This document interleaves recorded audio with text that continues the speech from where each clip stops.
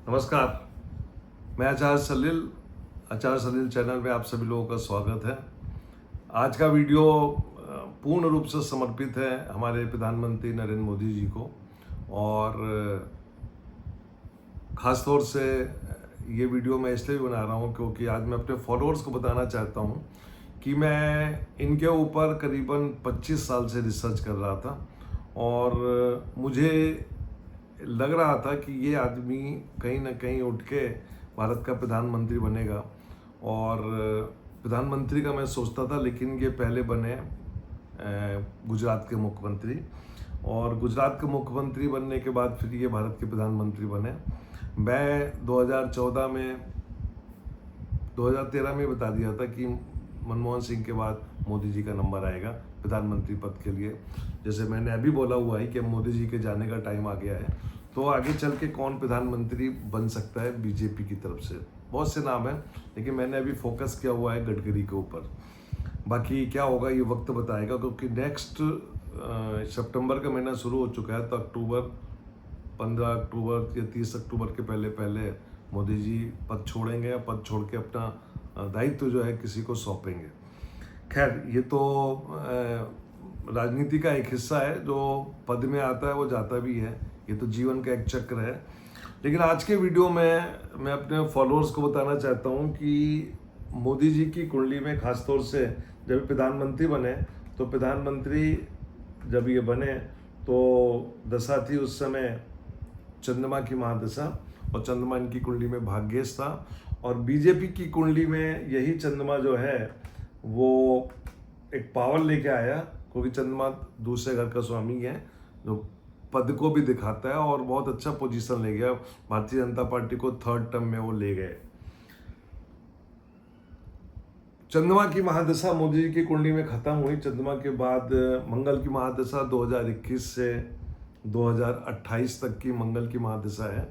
और मंगल की महादशा में, जैसे मैंने पहले बोला था कि ये एक ऐसी दशा होगी कि मोदी जी को बहुत प्रॉब्लम्स होंगी, और शनि का जो ट्रांजिट है वो इनको बहुत परेशान करेगा, देश में भी और विदेश में भी। तो जो एक इमेज बन के आई विदेशों में भी और देश के अंदर भी, वो कहीं ना कहीं छवि को एक कहते हैं ना कि उनको परेशानी में डाल दिया, और एक दाग लग गया कि भारत के प्रधानमंत्री के ऊपर अलग अलग प्रकार के लोगों ने बातें करी।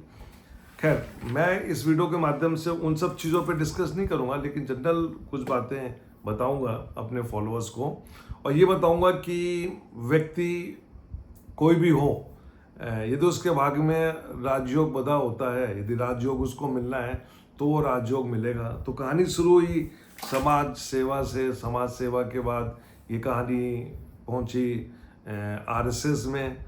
फिर बाद में एक कहानी आई चाय बेचने की। चाय बेचने के बाद संघ ज्वाइन किया। संघ ज्वाइन करने के बाद संघ के दायित्वों में रहे, और छत्तीसगढ़ में काफ़ी आना जाना होता था, जो कि मेरा होम टाउन है।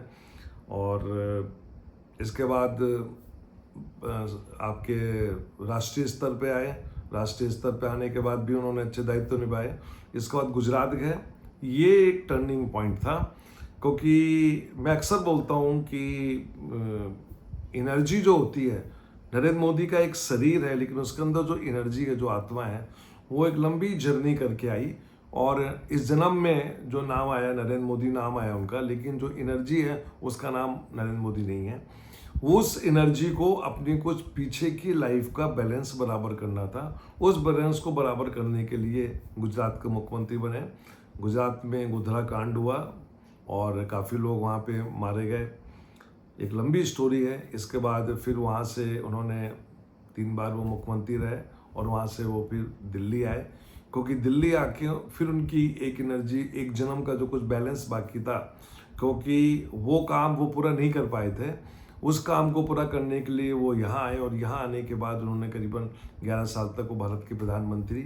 अब चूँकि वो खुद ही उन्होंने एक नियम बनाया कि 75 साल के बाद भारतीय जनता पार्टी और कोई भी व्यक्ति पद पे नहीं रहेगा, चाहे वो सांसद हो, चाहे वो मंत्री हो, चाहे वो राष्ट्रपति उपराष्ट्रपति या खुद प्रधानमंत्री हो।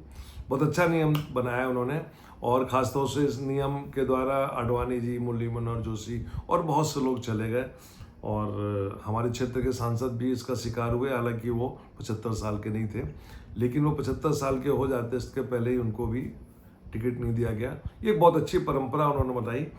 मैं एक चीज़ और निवेदन करना चाहूँगा इस वीडियो के माध्यम से, कि जब 75 साल की उम्र जो है नेताओं के लिए रखी गई है, तो इसका पालन जो है ना कांग्रेस पार्टी भी करे।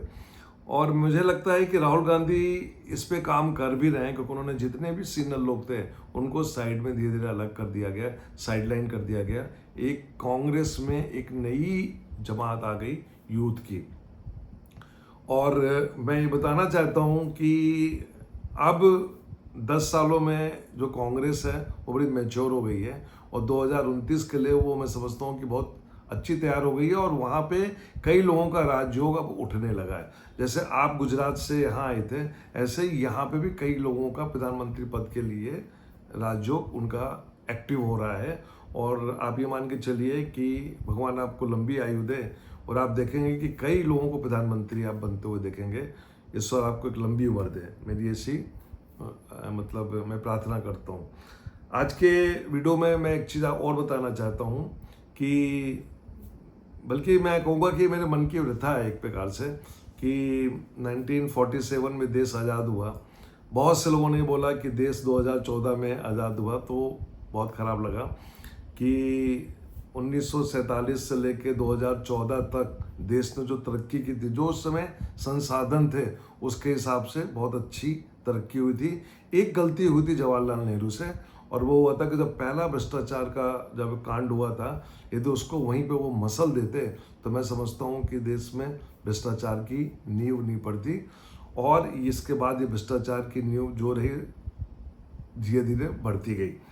2011 में जब आपने भ्रष्टाचार का मुद्दा उठाया, करप्शन का मुद्दा उठाया, और बहुत अटैक हुए, गांधी फैमिली पे भी अटैक हुए, और इधर केजरीवाल ने भी काफ़ी भ्रष्टाचार के मुद्दे उठाए, और मुद्दा उठाने के बाद केजरीवाल दिल्ली के मुख्यमंत्री बने और अब भारत के प्रधानमंत्री बने, लेकिन भ्रष्टाचार का वो मुद्दा जो था वो वहीं का वहीं रह गया।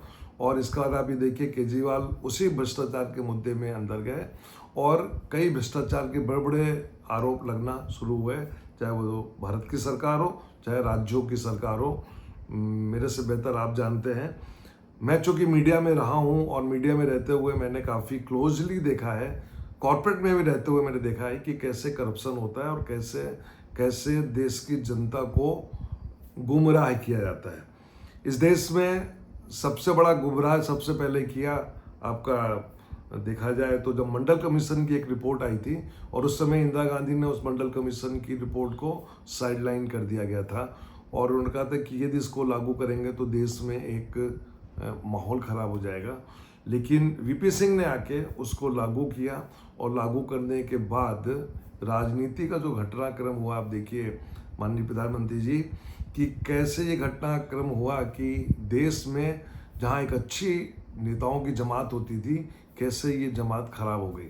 हम लोग को बड़ी उम्मीद थी कि खास तौर से कुछ आपसे कि आप कुछ करेंगे, लेकिन 11 साल हो गए, हम लोग कुछ नहीं कर पाए। इसके बाद क्या हुआ कि वक्त निकलता गया, अमेरिका के चुनाव आए, आपके परम मित्र ट्रंप जो थे वो पहली बार जीते, दूसरी बार हारे, और तीसरी बार वो फिर जीते। ट्रंप से आपके बड़े अच्छे रिलेशंस थे। मुझे याद है हाउडी मोदी जिसने ऑर्गेनाइज किया था, वो मेरे अच्छे मित्र, और ऐसा लग रहा था कि इंडिया और अमेरिका के बड़े अच्छे संबंध होंगे। लेकिन ऐसी क्या घटनाक्रम हुई कि आज की डेट में आज ट्रंप और आपके बीच में एक बहुत तगड़ी दुश्मनी हो गई, और उसका जो असर है वो वहाँ के बच्चों पे पड़ रहा है, वीज़ा पे पड़ रहा है, और बच्चे और पेरेंट्स सब लोग परेशान हैं। ये मेरी एक व्यथा है जो मैं आपको वीडियो के माध्यम से बता रहा हूँ, कि जो देश की स्थिति है, यूरोप में, अमेरिका में, कनाडा में आप जाइए तो हम लोग के बारे में जो कमेंट्स होते हैं, जो पहले कमेंट्स थे, आपकी एक एक्सटर्नल अफेयर्स मिनिस्टर थी सुषमा स्वराज, उन्होंने जो एक फ्रीडम लाया था, जो उन्होंने जो चेंजेस किए थे वो बहुत ही अच्छे थे। लेकिन बाद में वर्तमान में जो एक्सटर्नल अफेयर्स मिनिस्टर आए, उन्होंने क्या किया, दुनिया क्या बोलती है मेरे से बेहतर आप जानते हैं। लेकिन वक्त के साथ आप बताना चाहता हूँ कि समय जो है ना बदल गया है। और आज की डेट में आपको ध्यान होगा, आपने हमारे ही ग्लोबल बिजनेस समिट में कहा था कि देश को अब एक परिवर्तन की ज़रूरत है, और टाइम्स इंडिया ग्रुप को आपने कुछ एडवाइस दिया था, और हम लोगों ने सोचा था कि हम लोग एक गूगल का एक सब्स्टिट्यूट बनाएंगे जिससे कभी कोई प्रॉब्लम नहीं हो। आज की डेट में क्या है, यदि गूगल का सब्स्टिट्यूट हमारा बन गया होता तो बात ही कुछ और होती, लेकिन वो नहीं बन पाया।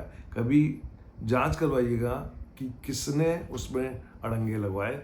यदि वो बन जाता तो आज हमके मन में जो एक डर है कि यदि अमेरिका ने उसको स्विच ऑफ कर दिया तो हमारा पूरा सिस्टम फेल हो जाएगा, हमारी बैंकिंग सिस्टम फेल हो जाएगी, हमारे क्योंकि लॉगिंग जो होता है वो ईमेल आईडी के थ्रू होता है, तो जब आपका ईमेल आईडी ही नहीं चलेगा तो पूरी सिस्टम खराब हो जाएगी। पर पता नहीं क्यों टर्म से संबंध खराब हुए और आज हम लोग यहाँ पे अटके हुए हैं। मुझे कुछ जानकारी है लेकिन मैं उसको वीडियो के माध्यम से नहीं बोल सकता। मैं आपसे यही प्रार्थना करता हूँ कि आप स्वस्थ रहें, और मंगल की महादशा में आप ट्रेवल कर रहे हैं, और मंगल की महादशा में ही जब लास्ट में चंद्रमा कनेक्ट होगा, ये चंद्रमा आपको एक रिटायरमेंट लाइफ की तरफ ले जाएगा। मैं आपसे निवेदन करूंगा कि चूंकि आप संघ से हैं और मैंने भी वहाँ के कई दायित्व निभाए हैं, तो संघ के स्वयं सेवकों के लिए कुछ सोचिए, कुछ करिए। और ये जो राजनीति जो देश में चल रही है, गाली गलौज की राजनीति चल रही है, ये एक परंपरा नहीं थी, लेकिन आजकल गाली गलौज जो है ना, स्कूल के बच्चे, छोटे छोटे बच्चे बोलते हैं, और क्या क्या बोलते हैं आपको पता नहीं चलेगा। तो इसमें भी अब अगली पीढ़ी के लोगों को लाते हैं, वो कुछ करना चाहते हैं, युवा लोगों को आगे लाइए। और मैं समझता हूँ कि आपने एक और थोड़ी सी गलत परंपरा डाल दी है, ब्यूरोक्रेसी को जो आपने एक्सटेंशन देना शुरू किया है, वहाँ भी ये रिटायरमेंट एज 60 साल की थी। उससे एक समस्या ये हो रही है कि लोगों का जो एक इच्छा होती है कि वो कैबिनेट सेक्रेटरी पहुंच के कुछ समय तो वहाँ रहेगा, आप क्या करते हैं, कैबिनेट सेक्रेटरी को एक्सटेंशन देते हैं। ये आपका दोष नहीं है, कांग्रेस में भी मनमोहन सिंह जी ने बहुत से ब्यूरोक्रेट्स को ये सुविधाएं दी थी। उससे क्या होता है, नीचे एक असंतोष हो रहा है। करप्शन की जो बात है वो आपको पता है, करप्शन जो था वो है, वो रहेगा, वो हमारी जीन्स में आ गया है। उसको ख़त्म करना इतना आसान नहीं है, उसको परमात्मा ऊपर वाला जो है वही ख़त्म करेगा। कुछ ऐसी विनाश लीला करेगा कि ऑटोमेटिकली जो कुछ भी यहाँ धरा है वो यहीं कहीं चला जाएगा, एक नई पीढ़ी आएगी। तो मैं समझता हूँ कि जो काम राजीव गांधी ने किया था, मैं आज राजीव गांधी को याद कर रहा हूँ। आपको बताना चाहता हूँ कि जब वो रोनाल्ड रेगन के पास गए थे तो उस ज़माने में उन्होंने सुपर कंप्यूटर की टेक्नोलॉजी मांगी थी, उन्होंने मना कर दिया था। और राजीव गांधी आके और आईआईटियंस के बीच में बैठ के उन्होंने बोला कि क्या हम सुपर कंप्यूटर नहीं बना सकते, और सुपर कंप्यूटर बना था। जो बजट रखा था उससे कम बजट में, जो टाइम फ्रेम था उससे 1/4 टाइम में वो बना था सुपर कंप्यूटर। ऐसा हमारे देश के इंजीनियर्स हैं। मैं आपको बताना चाहता हूँ कि गलती कहाँ हो गई। गलती ये हो गई कि 2014 में जब आप प्रधानमंत्री बने तो आपने कुछ मंत्रियों को ऐसे दायित्व दिए जो योग्य नहीं थे। एचआरडी मिनिस्टर आपने स्मृति ईरानी को बना दिया, जिनको एजुकेशन का ABCD नहीं पता था। ऐसे बहुत से मंत्री हैं, मैंने उनके साथ भी काम किया। मैं नाम इसलिए ले रहा हूँ क्योंकि मेरे मन में गुस्सा थी जिस समय उन्होंने एक IIT के डायरेक्टर के साथ मिसबिहेव किया था। तब मुझे लगा था कि स्मृति ईरानी को ये नहीं मालूम है कि IIT का डायरेक्टर क्या होता है। आप मंत्री बन गए, यही एक बहुत बड़ी प्रॉब्लम है कि जो बच्चे पढ़ के आते हैं उनकी कोई वैल्यू नहीं होती है, और राजनीति में जो कुछ भी पढ़ा भी नहीं होता है वो आके उनके ऊपर रूल करते हैं। ब्यूरोक्रेसी में भी यही प्रॉब्लम है कि आज ही मैंने एक वीडियो देखा जिसमें एक IPS ऑफिसर लेडी को एक मंत्री फ़ोन करके चमका रहा है और उसको धमकी दे रहा है। तो ये जो परंपरा है ना, ये देश की परंपरा बहुत खराब है। मुझे उम्मीद थी कि आपके जो 11 साल थे इसमें कुछ होगा, वो नहीं हो पाया, उतना नहीं हो पाया, लेकिन पूरे देश में एक डर आ गया। इस डर को जाते जाते आप निकालिए लोगों के मन से, क्योंकि मुझे इस बात का डर है कि जैसे मैंने आज कोई मुझसे पूछे तो मैं बोलता हूँ कि हाँ राजीव गांधी। मैं आज भी पार्टी और राजनीति से हटके बात करता हूँ, तो मैं आज भी मनमोहन सिंह की कुछ चीज़ें मुझे याद है कि कैसे उनकी वर्किंग थी, कैसे उनकी विदेश में इज्जत थी। आपका जो पहले 5 साल थे वो मुझे याद है। लेकिन मैं ये चाहता हूँ कि जिस प्रकार लोग नेहरू को अटैक करके उनको नाम को मिटाने के चक्कर में है, या हिस्ट्री से मुगलों के नाम हटाने के चक्कर में है, मैं समझता हूँ ये बहुत बड़ी गलती हो रही है। मुझे डर इस बात का है कहीं ऐसा ना हो जाए कि आगे चल के अगले 30-40 साल में नरेंद्र मोदी का जो 10 साल 11 साल का जो प्रधानमंत्री काल जो था उसको लोग मिटा दें। तो मैं ये नहीं चाहता, क्योंकि आपने कुछ काम बड़े अच्छे किए हैं, खासतौर से देश की एकता के लिए जो उन्हें आपने राम मंदिर का जो डिसीजन लिया वो बहुत बढ़िया था। और मैं इस वीडियो से ये भी बताना चाहता हूँ कि राम मंदिर में जो आपने अकेले पूजा करी, जो भी किया आपने, जो लीड लिया आपने, ये आपकी पिछले कर्म का फल था। क्योंकि ये जो एनर्जी है आपकी बॉडी के अंदर, वो एनर्जी को समझना सबके बस का बात नहीं है। मैं समझता हूँ आपको पता होगा कि आप कौन थे, किस जन्म में क्या क्या थे, और इस जन्म में आप पैदा हुए, किस परिवार में पैदा हुए, आप किस माँ ने आपको पैदा किया, कौन आपके पिता थे, वो डिफरेंट चीज़ थी। लेकिन वो एनर्जी एक माध्यम बन के आई। जैसे कृष्ण पैदा हुए थे वैसे आप पैदा होके आए, आपने अपना कर्म, अपना पूरा कर्म किया, और इसलिए वो मंदिर बना आपका। ये पिछले जन्म का आपका ऋण था, वो काम पूरा हो गया। ये मेरी तरफ से आपको बधाई है। अब जबकि आपका रिटायरमेंट का समय करीब आ रहा है, और मैं निवेदन करूंगा कि आप टाइम से अपना रिटायरमेंट लेके एक अच्छी संघ के स्वयं सेवकों के लिए कुछ काम करिए, उनको थोड़ा सा ज्ञान दीजिए, बच्चों को ज्ञान दीजिए। अपनी 75 साल की जो 65 साल की जो जीवन यात्रा थी उसके बारे में कुछ लोगों को बात बताइए, और मैं समझता हूँ कि वो बहुत अच्छा रहेगा। और देश को एक अच्छे ऐसा नेता एक आगे लाइए जो कुछ कर सके। और मैं आपको फिर एक बधाई देता हूँ कि आपने उत्तर प्रदेश में जब आपने मुख्यमंत्री बताया योगी आदित्यनाथ को, तो मैं समझता हूँ कि बहुत बढ़िया डिसीजन था। आज उत्तर प्रदेश में कहीं पे भी लॉ एंड ऑर्डर की प्रॉब्लम नहीं है। मैं खुद भी 2-3 बार बचा, लेकिन अब मैं कहीं भी घूमता हूँ उत्तर प्रदेश में, मुझे कोई डर नहीं है। तो मैं उसके लिए भी आपको बधाई देता हूँ। लेकिन कुछ मन में शंकाएं, कुछ मन में बहुत सी उलझन है लेके, जिनको मैं वीडियो के माध्यम से नहीं बोलना चाहता, क्योंकि आपके जो भक्त लोग हैं उनको बुरा लगेगा। लेकिन आप मेरी बात को समझेंगे, मेरी भावनाओं को समझेंगे कि मैं क्या कहना चाहता हूँ। क्योंकि संघ का व्यक्ति जो होता है, जो संघ की शिक्षा होती है, वो द्वितीय तृतीय वर्ग में जाके उसमें आदमी इतना मैच्योर हो जाता है कि उसको कुछ बोलने की जरूरत नहीं है। ये मैंने अपनी मन की भावना बताई, जैसे आप बोलते हैं मन की बात में, ऐसे मैंने अपनी मन की बात बताई है आपके लिए। आप यदि आप तक पहुंचती हो तो बहुत अच्छी बात है, क्योंकि मुझे एक बार ही पता लगा था आपके एक मंत्री से कि आप शायद मेरे वीडियोस देखते हैं, तो मुझे बड़ा अच्छा भी लगा था सुन के। उस समय मैं टाइम्स ऑफ इंडिया में था।